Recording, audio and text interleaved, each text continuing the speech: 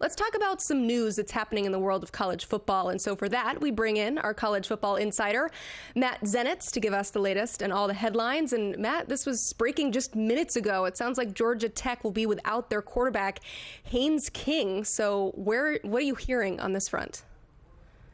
Yeah, just unfortunate development for Georgia Tech. So Georgia Tech, which is 5-2, set to face number 12 Notre Dame tomorrow. They were already going into the game a double-digit underdog, and now have to go into that game against the Fighting Irish without their starting quarterback, who had been doing some very solid stuff during the course of that 5-2 start. It sounds like Zach Pyron will be making his third career start in a tough competition, but they're playing at Mercedes-Benz Stadium, which I feel like will be a pretty fun atmosphere to get that start. Meanwhile, we got some headlines from Travis Hunter this week. He made an appearance on RG3's podcast, making his case for why he should be the Heisman Trophy favorite over Ashton Jeanty. This is what he said on that podcast. He said, I know that I can win it, but I don't know who's there. I mean, y'all see Ashton Jeanty. It's not like we haven't seen a running back that's good. He also goes on to say that Jeanty has 95 carries for 1,000 yards. So if I had 95 catches, how many yards do you think I'd have? If I had 95 targets on defense, what do you think that I'd have?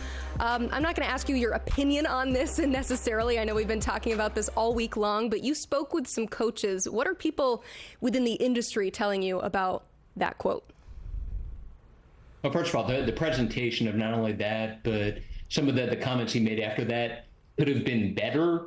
And there were some unnecessary comparisons that were made there between him and Ashton Jeanty. But for me, the first part of that was a very much fair and valid point that led to me personally thinking even more just about the transcendent stuff, I guess you could say, that Travis is doing. And it's actually come up now in several conversations throughout the course of the week with coaches around the country that as talented as someone like Ashton Jeanty is, as ridiculous as it is what he's doing and the production that he continues to put up on a weekly basis, Travis is doing something that we've potentially never seen before, which is not only going out there and playing 130 snaps per game, but he's legitimately performing at a first-round level on both offense and defense. And there's something to be said for that when it comes to deciding on the best player in the country, when somebody's doing something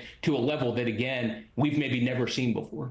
It's one of those things where the reaction was like, I mean, is he wrong necessarily? But like you said, I mean, Heisman voters. The presentation could have been better. So I'm not saying the presentation wasn't flawed, but that first part of it specifically, he was not off base. Yes, exactly. The point was well made. But like you said, I mean, Heisman voters are going to have to decide between the unprecedented versus the historic, because, of course, Jeanty's numbers are on pace to break a lot of, 40-year plus records in the sport of college football. So we'll see what happens there. This was a tough week overall on the injury front. We lost a lot of great players for the season. But when it comes to this monster top 5 matchup we have between Georgia and Texas, what can you tell us about the health status of these teams going into this one?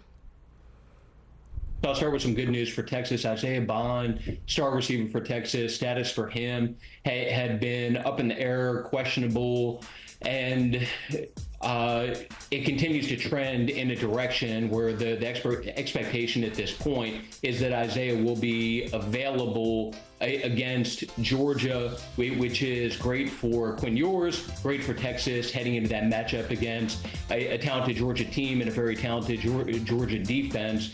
And I'll use that as a means to segue now to some not so great news for Georgia, specifically on defense. So Ismail Munden, all SEC linebacker for them, potential early round NFL draft pick that we've talked about during the course of the last couple weeks, just regarding his status. He will miss this game, which will be the third straight game that he's missed. And the more unfortunate part of it for him and for Georgia is that it's still very much unclear at this point when he's actually going to be able to get back on the field from that foot issue that, once again, we've discussed at different points during the course of the last couple of weeks.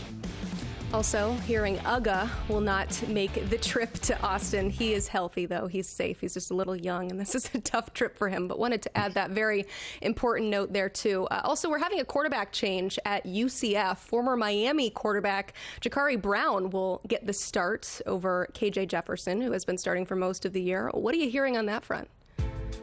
So this is actually going to be the third starting quarterback in 3 weeks for UCF. Started the year with the aforementioned KJ Jefferson, former Arkansas transfer, shifted to a different quarterback last week, and then had Ja'Carri get in during the course of that game. And even though they lost, he had solid production, was 13 of 20 passing, and showed some ability there to the point that he will now get an opportunity going into this game against a ranked Iowa State squad to go out there and start and see if he can ignite a UCF offense, UCF team that has been struggling recently.